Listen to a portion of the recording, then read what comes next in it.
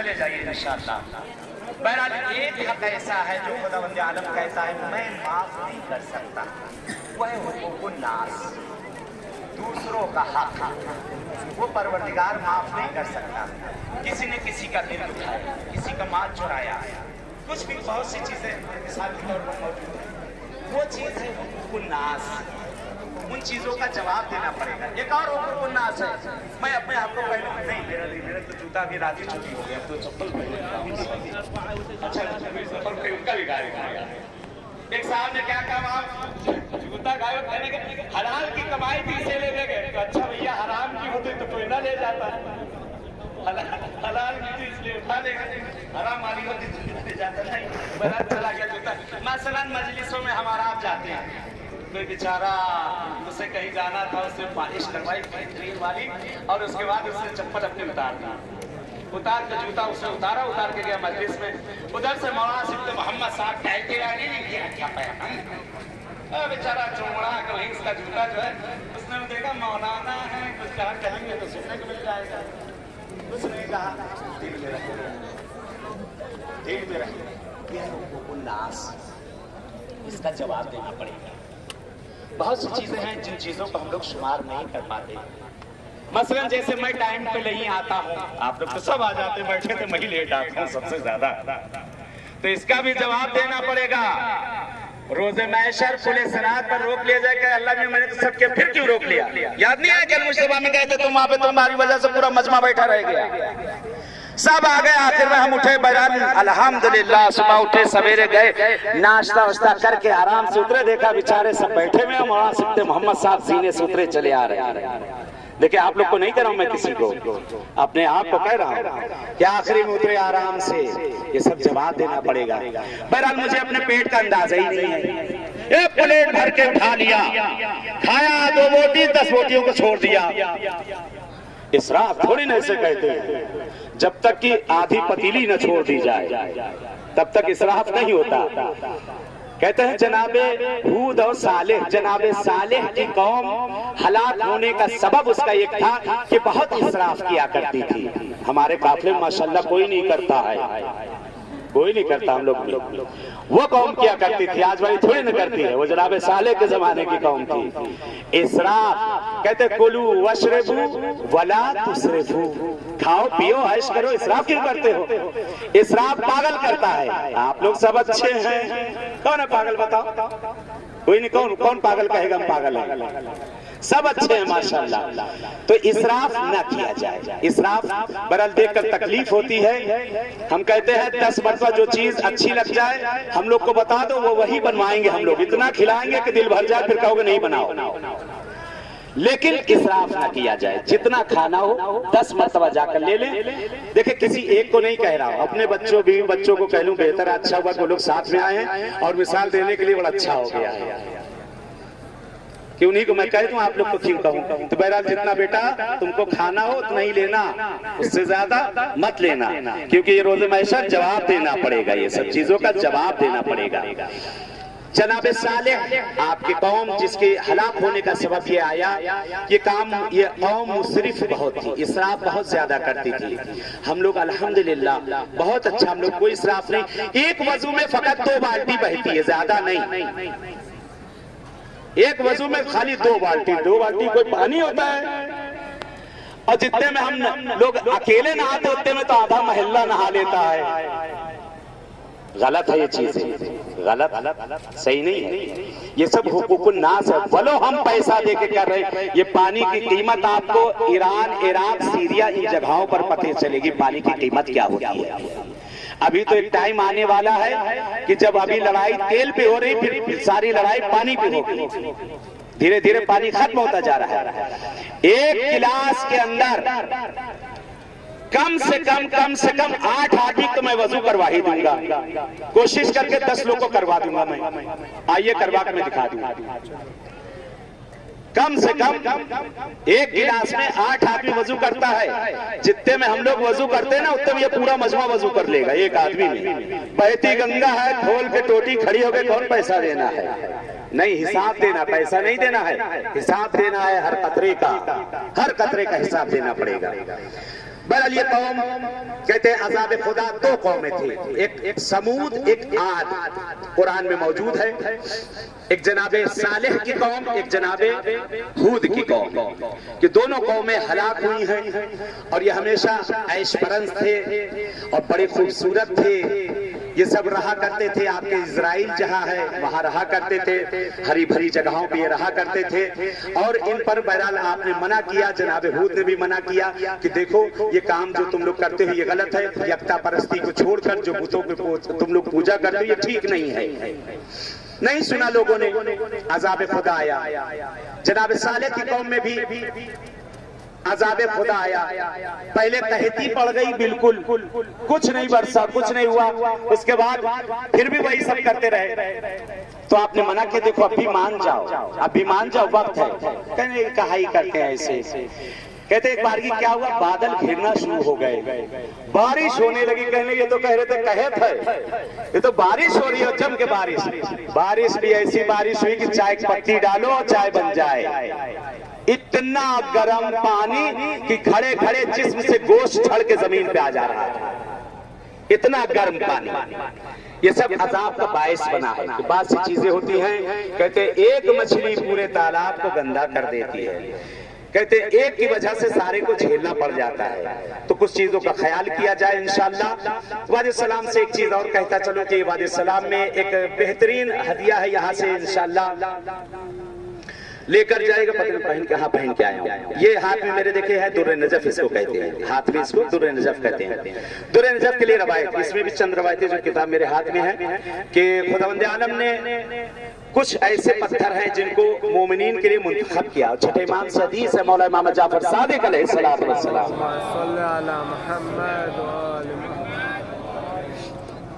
कि मौला इमाम सादिक अलैहिस्सलाम फरमाते हैं कि एक 5 पत्थर ऐसे हैं जो मोमिन के हाथ में होना चाहिए, उसके पास होना चाहिए कि तमाम रोजी रोजगार और बहुत सी चीजों के लिए फायदेमंद है।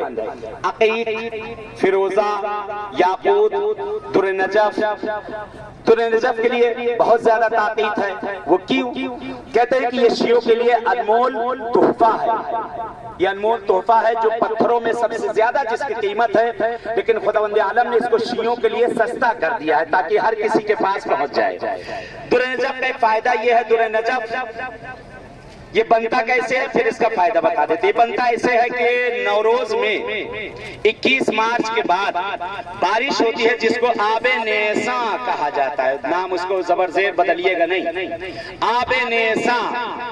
ये वो पानी है जो नवरोज के बाद आता है।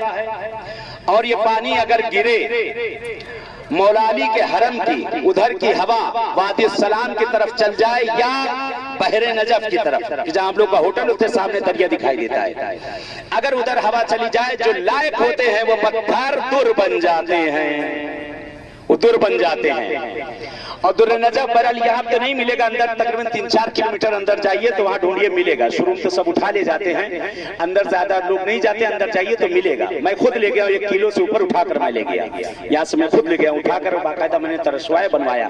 दुर्र नजफ इसका बहरहाल पहनने का फायदा यह है कि दुर्र नजफ हाथ में अगर हो तो हज उमरा का सवाब मिलता है। दुर्र नजफ का सबसे बड़ा फायदा यह है इसके पहनने का कि दुर्र नजफ जिसके हाथ में हो, अगर दिन में 1000 मरतबा भी उसके ऊपर निगाह पड़े तो 1000 मरतबा मौला अली की कब्र की ज़ियारत का सवाब मिलता है। और एक फायदा और बता दें, दुर्र नजफ को पहनने से गुस्सा बहुत कम आता है। इसको पहनने से गुस्सा बहुत कम आता है। अगर इसको पहना जाए, पहना दो एक दूसरे को, ठंडा कर दो सबको। दुर्र नजफ पहना दो, ज्यादा बोले कहते दुर्र नजफ के तुम्हारे लिए हार बनवा देंगे। तो दुर्र नजफ पहने जिससे क्या होता है, गुस्सा कम होता है। गुस्से के लिए मौला अमीरुल मोमिनीन सल्लल्लाहु अलैहि वसल्लम का एक नुस्खा है, लेते जाइए। मौला अमीरुल मोमिनीन सल्लल्लाहु अलैहि वसल्लम फरमाते हैं कि अगर किसी को गुस्सा बहुत ज्यादा आता है तो वुजू का पानी उस पानी को जमा किया जाए और जमा करने के बाद उस पर 7 या 14 आयतल कुर्सी पढ़ दी जाए और उस पानी को बहरहाल घर के अफराद को पिला दिया जाए, उससे एकदम ठंडा हो जाएगा। दस्तरखान पर रख दो, सब पियो, सब ठंडे, काहे के लिए लड़ो, सब ठंडे। बहरहाल वजू का पानी पहले जग वगैरह में किया जाता था, लोटे में किया जाता था, अब तो बहती गंगा है, खोल दो टोटी बहता रहे। लेकिन पहले जग में होता था, लोटे में होता था, उसमें वजू किया जाता था। तो वजू करने के बाद जो पानी बच जाता है, उस बचे हुए पानी के ऊपर 7 या 14 उस पर आयतल कुर्सी पढ़ के उस पानी को पियो। या घर में खाना खाया जाता, खाना पकवा दो, दस्तरखान पर रखवा दो, सब इंशाल्लाह उसको पिए। बहरहाल एक साहब एक जगह गए थे, जगह का नाम नहीं बताऊंगा, एक जगह मजलिस पढ़ने में गया था और ऐसे ही इसी मौजू पे गुफ्तगू हो रही थी और मैंने वहां का एक साहब बहरहाल बैठे बड़े गौर से मेरी बात सुन रहे थे और बहरहाल मैंने कहा कि अगर किसी को गुस्सा बहुत ज्यादा आता हो तो वजू का पानी जो है बहरहाल अगर पिला दिया जाए। तो इन्होंने दिल ही दिल में कहा मेरी बीवी का बड़ा गुस्सा आता है, बहुत गुस्सा आता है, इसी को पिला देता हूँ, ठंडी हो जाएगी बिल्कुल। कहते हैं बहरहाल मजलिस पढ़ के तो मैं चला गया, 1.5 साल बाद फिर मैं वहीं गया। बहरहाल मजलिस अभी मैंने शुरू की थी, खुतबा ही पढ़ रहा था, बीच में देखा कि एक साहब खड़े हुए हैं, शक्ल से कुछ थोड़ा सा पागल टाइप के लग रहे हैं और उससे पहले भी उनसे मुलाकात हुई थी, बड़े अच्छे खासे दिख रहे थे, लेकिन साल भर के बाद देखा कि उनकी कैफियत अजीब सी लग रही, जैसे लग रहा था थोड़ा सा दिमागी लिहाज से ढीले हो गए। तो जैसे ही मैंने मजलिस शुरू की, खुतबा शुरू किया, बीच में खड़े हो गए, मौलाना गलत कहते हो आप। अरे मैंने कहा खैरियत क्या हो गया ये? मैंने कहा रुकिए खुतबा तो पढ़ लेने दीजिए, मुझे बाद में आगे बोलिएगा। कहे नहीं जो आप अगली मरतबा पिछले साल कह के गए थे बिल्कुल गलत कह के गए। अरे भाई खुतबा तो हो जाने दो। बहरहाल लोगों ने कहा अच्छा बैठ जाइए, आप बैठ जाइए, उनको बैठा लिया, खुतबा उतबा पढ़ा। मैंने कहा खड़े हो जाइए, अब आप बोलिए क्या बात है। कहने लगा आप कह के गए थे, साल भर पहले आप आए थे और आपने कहा था जिसको बहुत गुस्सा आता है वजू का पानी जमा करो और उस पर 7 मरतबा या 14 मरतबा आयतल कुर्सी पढ़ के सबको पिला दो, सब ठंडे हो जाएंगे। तो मैंने कहा सही है, हवाला चाहिए तो मैं हवाला भी दे दे रहा हूँ, मौला अली से मौजूद है। कहने नहीं बिल्कुल गलत है। खैरियत हुआ क्या? कहने लगा आपने बताया था ना वजू का पानी जमा करना है। मैंने कहा मैंने बताया था जमा करना। कैसे जमा किया? कहा मैं जग के अंदर कुल्ली करता था, नाक का पानी उसमें जमा करता था, सारा जमा किया, जमा करके न मेरी बीवी पीती न बच्चे, ये लोग मुझे घर से बाहर निकाल देते, कहते पागल हो गया। अरे मैंने कहा पागल खाने में नहीं डलवाया वही अच्छा हुआ। कौन पिएगा नाक का पानी? कौन पिएगा आपकी कुल्ली की पानी? कब मैंने कहा था कि आपसे कि कुल्ली का पानी जमा करो, नाक का पानी जमा करो? कहा आप ही ने तो कहा था कि उसमें पानी जमा करो। अरे मैंने कहा पानी वो थोड़ी ना जमा करो, कुल्ली वाला फेंक दो जो उसमें बच गया है। देखिए अगर दवा डॉक्टर बताए और अगर सही से न खाए तो रिएक्शन कर जाएगी। तो मैंने कहा कि अल्लाह ने करम किया कि आप थोड़ा सा सही हैं, अब बकिया सही हो जाएंगे, इस पानी को आप सही से कीजिए जैसा बता रहा हूँ। तो एक इन चीजों का अगर असर इंशाल्लाह किया जाए तो असर करेगी। ये हम लोग वादे सलाम में बैठे हैं, काश हमारी आंखें होती तो इस वक्त हम और आप देख रहे होते इन जगहों पर कि आप सबके अक़ारिब सब खड़े हुए यहीं, सब यही लाइन से खड़े हैं। किसी की माँ, किसी का बाप, किसी का भाई, किसी की बहन, सारे आइज़ा अक़ारिब रिश्तेदार खड़े हुए और एक दूसरे को दिखा रहे हैं। वो देखो मेरी बेटी खड़ी है, वो देखो सामने मेरा बेटा खड़ा हुआ, वो मेरी बहू खड़ी है, वो देखो वो मेरी बहू है, वो मेरी बहन है, वो मेरा भाई है। मरने के बाद फकत याद करते हैं वो लोग। ए मेरे अजीजों, ए मेरी माँ और बहनों, बच्चों, ए मेरे बुजुर्गों, मत भूलो उन्हें, मत भूलो। अपनी जिंदगियां माँ बाप ने हम लोगों पर खपा दी है। न उन्होंने भूख देखी, न उन्होंने प्यास देखी, हमारे लिए अपने आप को मिटा दिया। बाप गधे की तरह सुबह से शाम तक इस गर्मी में और सर्दी में काम करता रहा कि मेरा बच्चा पढ़ ले, मेरा बच्चा कुछ बन जाए। माँ ने बर्तन धोए, झाड़ू किया, नौकरी की दूसरे घरों पे जाकर कि मेरी बच्ची पढ़ ले, मेरा बच्चा पढ़ ले। लेकिन हैफ आता है आज के जमानों पर, शादी होती है, बीवी का हाथ बगल में दबाते हैं और मुड़ के नहीं देखते, उन परिंदों की तरह जैसे चिड़िया अपने बच्चों को मुंह खोल खोल कर खिलाती है, जैसे ही पर निकलता फुर से उड़ जाती है। नहीं, ऐसा न करें। माँ बाप का एहसान हमारी गर्दनों पे है, माँ बाप का अदब एहतराम करें। कुरान की आयत मौजूद है, کہ جب تمہارے ماں باپ ضعیف ہو جائیں، بوڑھے ہو جائیں، دونوں یا دونوں میں سے ایک، ان دونوں کا ادب کرنا، احترام کرنا، وَلَا تَقُلْ لَهُمَا اُفٍّ وَلَا تَنْهَرْهُمَا، دیکھو ان کے سامنے اف تک نہ کہنا۔ آج ذرا سی باتوں پہ ماں باپ اگر ہم سے کچھ کہہ دیتے ہم لوگ بگھر جاتے ہیں، چلانے لگتے ہیں، آپ کی سمجھ میں نہیں آتا، اتنی مرتبہ آپ کو میں نے بتایا سمجھ میں نہیں آتا۔ اے کاش اگر یہی ماں باپ ہم سے کہتے، آپ سے کہتے تو کیا ہوتا؟ کتنا ان ماں باپ نے ہمارے لیے، کتنا ہمارے لیے انہوں نے کیا، ان کے احسان کو نہ بھولیں۔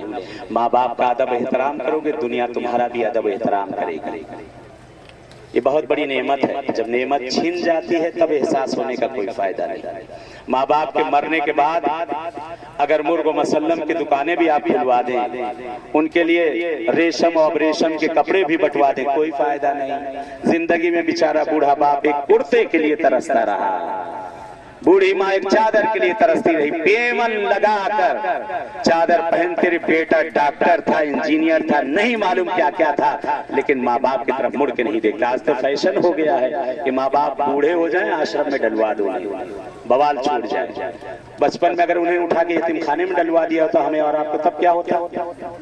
انات آشرم میں لے جا کے ہم لوگوں کو ڈلوا دیا گیا تو کیا ہوتا؟ نہ کریں عزیز، مہلت ہے۔ ان کی دعائیں لیں، ہمیشہ کام آئے گی۔ یہ مہمان ہے ہمارے لیے، یہ ہمارے مہمان ہیں۔ مہمان کی قدر کرو گے اللہ تمہاری بھی قدر کرے گا، مہمان کا ادب احترام کرو گے اللہ تمہارا بھی احترام کرے گا۔ خدا سے دعا ہے معبود جن کے ماں باپ زندہ ہیں انہیں طول حیات عنایت کر دے، جن کے والدین میں سے کوئی دنیا سے چلا گیا اسے کروٹ کروٹ چین دے دے۔ ان لوگ کو ہمیشہ یاد کیا کریں، پیغمبر کی حدیث ہے کہ ماں باپ کی قبروں پر زیارت کے لیے جایا کرو، ان کی قبروں پہ جایا کرو، وہ خوشحال ہوتے ہیں۔ ان کی قبروں پر بیٹھ کے کچھ دیر ان سے باتیں کیا کرو، تم ان کی آواز کو نہ سنو گے لیکن وہ تمہاری آواز کو سن رہے ہیں۔ پیغمبر فرماتے ایک جوان آتا ہے، یا رسول خدا رزق کی بڑی مشکل آ گئی ہے، یا رسول خدا زندگی کا سارا چین اور خیر برکت چھن گئی ہے، کیا کروں؟ پیغمبر فرماتے ہیں اپنے ماں باپ کی قبر پر جاؤ، ان کے پیتانے بیٹھنا۔ حدیث کا جملہ ہے، سرانے نہیں کہا۔ آج اولادے باپ کھڑا ہوتا ہے، بیٹا کرسی پر بیٹھا ہوتا ہے۔ نبوت چھن گئی تھی، جناب یوسف کی نبوت چھن گئی تھی، ذرا سی احترامی اترنے میں نبوت چھن گئی۔ آج اولادے کہتے ہیں ہم سے ہماری نوکریاں چھن گئی، ہم سے ہمارا رزق چھن گیا، زندگی سکون چھن گیا۔ اس سے بڑھ کر چھن جائے گا اگر ماں باپ کا احترام نہ کرو گے۔ اگر ان کا احترام نہ کرو گے مصیبت میں ہمیشہ ان کی دعائیں لو، ان کی دعائیں لو۔ ماں کی بھی دعا لو، باپ کی بھی دعا لو۔ باپ کی ہائے کبھی نہ لینا، باپ کی ہائے کبھی نہ لینا، ماں کی بد دعا کبھی نہ لینا۔ دیکھیں ماں کبھی بد دعا جو ہے دل سے نہیں کرتی، اگر ماں بد دعا کرے سارے لولے لنگڑے اندھے ہو جائیں گے۔ دن بھر ماں چلائے کرتے ہاتھ پھوٹ جائے تیرا، سر پھوٹ جائے تیرا، پیر پھوٹ جائے تیرا، محبت میں دے کہتے ہیں۔ لیکن کبھی ماں کا دل دکھا کر بد دعا نہ لینا، ماں کا دل دکھا کر بد دعا نہ لینا۔ ساتھ میں آسمان پر پہنچتی اس کی آواز، اور کہتے ہیں اس سے بھی تیز اگر کسی کے خدا کے پاس آواز پہنچتی وہ باپ کی آواز ہے۔ ماں کو اگر جنت کہا گیا ہے، اس کے قدموں میں جنت ہے، تو باپ جنت کا دروازہ ہے۔ دروازے میں نہ جاؤ گے تو کیسے جنت میں پہنچو گے؟ دونوں کا ادب احترام واجب ہے۔ بس ختم کی میں نے اپنی گفتگو کو۔ یہاں سے انشاءاللہ بھی نکلنے کے بعد ہم لوگ رائٹ کی طرف دو زیارتیں ہیں، مقام امام زمانہ ہے اور مقام امام جعفر صادق علیہ السلام ہے۔ وہاں پہ ایک کنواں ہے، انشاءاللہ وہاں چلنے کے بعد وہاں پہ انشاءاللہ بیان کیا جائے۔ وہاں چل کے بہرحال وہاں کے مقامات کو جگہ پہ انشاءاللہ بیان کیا جائے گا۔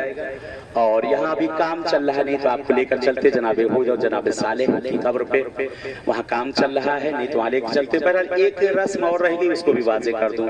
دیکھیں میں نے پڑھا نہیں کہیں، سنا ہے وہ بتا رہا ہوں، جو پڑھا ہوگا وہ بتاؤں گا۔ وادی السلام کا ایک رسم چلی آ رہی ہے کہ یہاں قبروں کے نشان لوگ بناتے ہیں۔ بہرحال اس کے لیے کوئی روایت معتبرہ نہیں ہے، لیکن ایک مشہور ہے، کام چیز چلی آ رہی ہے۔ کہا یہ جاتا ہے کہ اگر وادی السلام میں کوئی وہاں قبروں کا نشان بنائے تو بہرحال زندگی میں اپنی وہ ضرور وہاں آتا ہے، اور اگر مر گیا تو جو نقالہ فرشتے ہیں اس کے بہرحال جنازے کو یہاں منتقل کر دیا کرتے ہیں۔ سنا ہے، مشہور ہے، پڑھا نہیں ہے میں نے۔ تو بہرحال اگر کوئی نشان بنانا چاہتا ہے تو کوئی قباحت بھی نہیں ہے. اگر کوئی بنانا چاہتا ہے، کوئی اپنے بھائی بہن کسی عزیز و قارب کا اگر نشان بنانا چاہے کسی بھی جگہ 40 کلومیٹر میں چاہے جہاں بنا دیجئے گا. یہ جو راستے چل رہے ہیں نا، یہ سب پوری قبریں ہیں. جو گاڑیاں چل رہی ہیں جہاں پہ ہم لوگ ابھی سوار ہیں، سب قبرستان ہیں. کہیں بھی بہرحال اگر کوئی بنانا چاہے تو بہرحال کسی اپنے عزیز کا بنانا چاہے تو اس کا دل کر رہا ہے شاید نہیں پہنچ سکا، یہ پہنچ گیا ہے تو اس کا. لیکن میں نے تو واقعی آزمایا ہے. میں نے جتنی مرتبہ بنایا ہے اتنی مرتبہ پہنچا. جن کا بنایا ہے سب پہنچ گئے قبرستان. زندہ پہنچے، مر کے نہیں، زندہ پہنچے.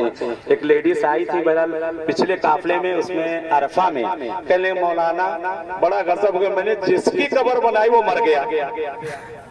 کہنے میں نے جس کی بنائی وہ مر گیا. تو ہم نے کہا آپ کی کس کی بنانے کے ارادہ؟ کہنے نہیں، آپ کی نہیں بتاؤں گی، آپ کی نہیں بتاؤں کس قبر بنانے کے ارادہ. بہرحال بنا سکتے ہیں قبریں ان سب جگہوں پہ. آگا یہ ہے کتاب ہدایت. تو بہرحال بنانا چاہیں تو آپ لوگ بنا سکتے ہیں قبریں. تو ان جگہوں پہ جس کو آدمی جس کو جتنا چاہتا ہے بہرحال اس کو اس جگہوں پہ یاد کرنا چاہیے. قبرستان میں آدمی کس کو یاد کرے گا؟ بہرحال میں بھی کسی جگہ پر اکثر آتا ہوں، قبر بنایا کرتا ہوں تو لوگ کہتے ہیں مولانا میرے بازو میں بنا لیں. کہنے میں نے کہا سونے نہیں دوں گا، یا اللہ مجتبیٰ کرتا رہوں گا. وہاں بھی چلاتا رہوں گا یا اللہ مجتبیٰ، یا اللہ مجتبیٰ. تو بہرحال ایک جگہ پہ کھڑا ہوا میں قبر کا نشان بنا رہا تھا تو کچھ دوستوں نے کہا مولانا بڑی دل سے بنا رہے ہیں، یہاں قبر کس کی قبر بنا رہے ہیں؟ ارے میں نے کہا قبرستان میں کس کو یاد کیا جائے گا؟ یعنی کس کو؟ میں نے کہا جس کو سب سے زیادہ چاہتا ہوگا انسان اسی کو یاد کرے گا. تو کہنے گا آپ کس کو زیادہ چاہتے ہیں؟ ارے میں نے کہا میں اپنی بیوی کی قبر بنا رہا ہوں. کھڑی ہوئی بعد میں سننا پڑے گا لیکن کوئی بات نہیں. تو بہرحال ان سب جگہوں پہ اگر نشانات بنائے جائیں تو انشاءاللہ امید ہے کہ زندگی میں بھی آئیں اور مرنے کے بعد بھی انشاءاللہ ان جگہوں پہ آئیں. یہاں وادی السلام کی زیارت ہے. پہلے وادی السلام کی زیارت ہے انشاءاللہ وہ یہاں پہ پڑھ لیتے ہیں اور اس کے بعد جناب ہود اور صالح کی انشاءاللہ زیارت پڑھ کے پھر یہاں سے آگے روانہ ہو جاتے ہیں.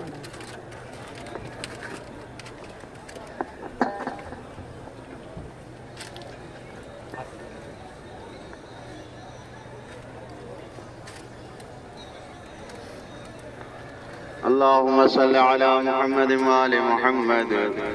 40 کلومیٹر میں یہ قبرستان ہے. تمام مدفونین جتنے یہاں دفن ہیں سب کو نظر میں رکھ کے سب کے لیے یہ زیارت کو تمام مدفونین کے لیے پڑھ لیں.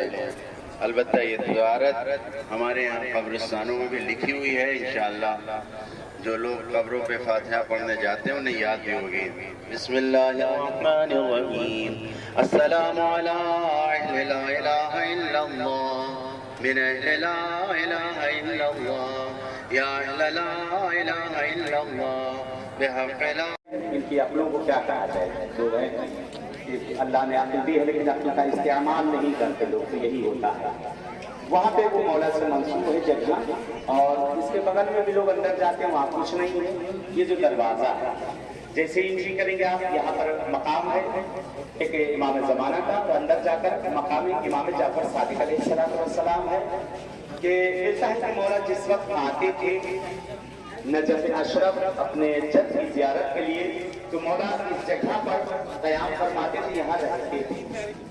جملہ سنیے گا کہ مولا یہاں پر آتے کرتے تھے تو مولانا اسلام سے سوال کیا گیا آپ قبرستان میں کیوں رہتے ہیں؟ تو مولا نے فرمایا کہ مجھے آبادی میں رہنے کا شوق ہے. مولا کا جملہ ہے مجھے آبادی میں رہنے کا شوق ہے. کا مولا آبادی تو وہاں ہے، کا وہ ویرانہ ہے، یہ آبادی ہے، وہ ختم ہو جائے گا، یہ ہمیشہ باقی رہے گا. تو یہاں پہ مولا نے آپ آداب زیارت بتائے ہیں جو کتابوں میں موجود ہے کہ مولا نے اس جگہ سے آداب زیارت کو بتایا کس طرح سے زیارت کی جائے. ایک واقعہ یہاں کا جو سب سے مشہور واقعہ ہے، ایک بہت بڑے عالم ہم لوگ کے گزرے ہیں سید ابو الحسن اصفہانی، کہ جس وقت یہ مرجع تھے ان کے زمانے میں کسی نے بھی اپنی مرجعیت کا جو ہے اعلان نہیں کیا تھا. مرجعیت کا اعلان کسی نے نہیں کیا تھا. آپ کے بعد لوگوں نے اپنی مرجعیت کا اعلان کیا ہے. ایک شخص تھا جس کا نام تھا بحر العلوم. آیت اللہ بحر العلوم نہیں، وہ تو بہت بڑی شخصیت گزری ہے. ایک شخص تھا جس کا نام تھا بحر العلوم اور وہ یمن کا رہنے والا تھا. تقریباً 10,000 کے قبیلے کا وہ رئیس تھا، ہیڈ تھا ان کا.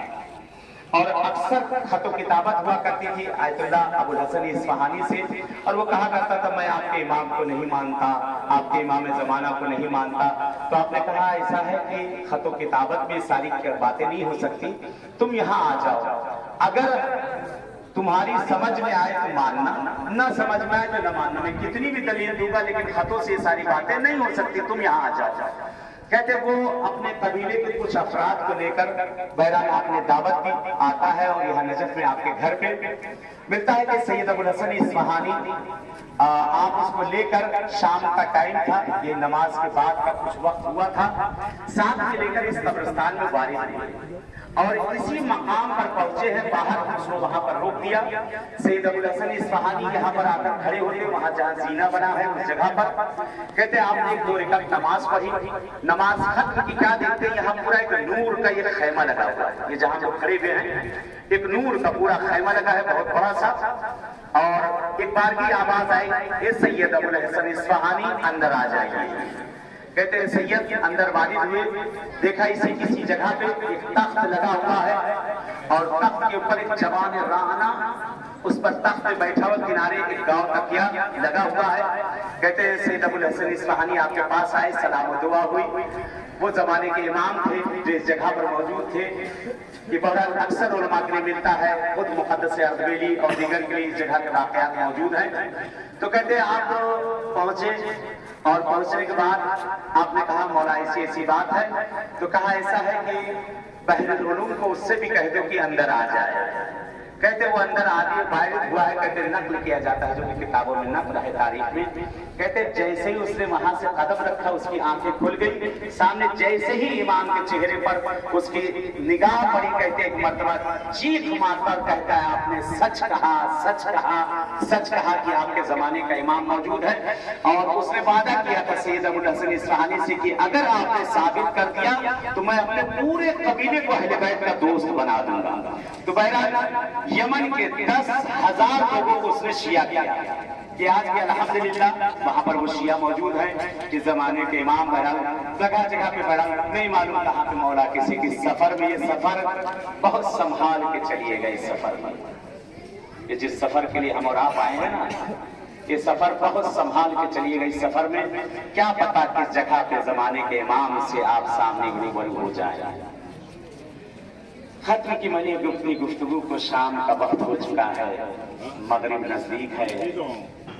یہ جب وقت آتا ہے تو ایک یاد فقط آتی ہے، ایک جملہ آتا۔ جب یہ عصر کا وقت ڈھل جاتا ہے اور شام آنے لگتی ہے تو زندان شام کی یاد آنے لگتی ہے۔ زندان میں وہ سکینہ کی یاد آنا شروع ہو جاتی ہے کہ یہی وقت ہوا کرتا تھا سکینہ پھوپھی کی گود میں بیٹھی ہوئی، آسمان کی طرف دیکھتی تھی، اے پھوپھی اماں یہ پرندے کہاں جا رہے ہیں؟ زینب تڑپ کے کہتی تھی بیٹا یہ اپنے اپنے آشیانوں کی طرف، یہ اپنے اپنے گھروں کی طرف۔ سکینہ تڑپ کے کہتی تھی پھوپھی اماں ہمیں کب گھر جانا نصیب ہوگا، اے پھوپھی ہمیں کب وطن جانا نصیب ہوگا۔ خدایا تجھے اس وقت پر واسطہ دیتے ہیں، دعا کا وقت ہے، استجابت دعا کا وقت ہے۔ خدایا تجھے مقام امام زمانہ کا، مقام امام صادق علیہ السلام کا واسطہ، پروردگارہ ہم سب کی ان زیارات کو قبول کر لے۔ خدا ان زیارات کو ہماری عمر کی آخری زیارت قرار مت دے، خدا ہم سب کو بار بار ان مقامات کے آنا نصیب کر دے۔ یہ خدایا ہمارے حق میں جو خیر ہے وہ عنایت کر دے، خدایا جو گودیاں ویران ہیں انہیں آباد کر دے، جنہیں اولاد انہیں نیک و صالح بنا دے۔ اے میرے معبود، اے میرے معبود، تجھے واسطہ دیتے ہیں تیرے اہل بیت کا، وہ ماں باپ جو اپنے اولاد کے رشتوں کے لیے پریشان ہونے برابر کے رشتے عنایت کر دے۔ پروردگار پالنے والے تجھے واسطہ دیتے ہیں اہل بیت اطہار کا، تجھے واسطہ دیتے ہیں 4 معصومین کا۔ اے میرے پالنے والے، اے میرے معبود، اے میرے معبود، بہت سے لوگوں نے التماس سے دعا کہا ہے، بہت سے لوگوں نے التماس سے دعا کہا ہے، مریض ہیں، بیمار ہیں، گھروں میں ہیں، ہاسپٹلوں میں ہیں، جگہ جگہ پہ۔ خدایا پروردگارہ تجھے واسطہ دیتے ہیں مقامات کے صدقے میں ان سب کو ہم سب کو جلد از جلد صحت عاجلہ عنایت کر دے. آمین. برابر ایک اعلان سن لیا, مولانا زیارت پڑھا دیتے ہیں, اس کے بعد جن کا وضو وغیرہ نہیں سامنے یہاں سے وضو کر لیں گے, نماز پڑھیں گے. اندر جگہ اچھا ٹھیک. لیڈیز کے لیے اندر جگہ ہے, لیڈیز وہاں پڑھ لیں گے, جینٹس باہر پڑھ لیں گے. کل صبح انشاءاللہ سویرے کتنے 4